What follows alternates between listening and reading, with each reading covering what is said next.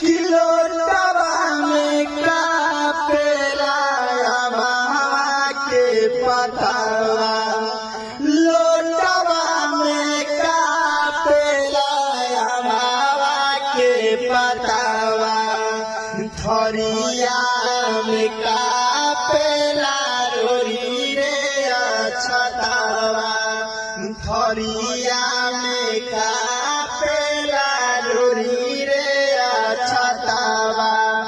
बेटी ले रोवेले पापा अपन पापा बेटी ले रोवेले पापा अपन पापा कैसे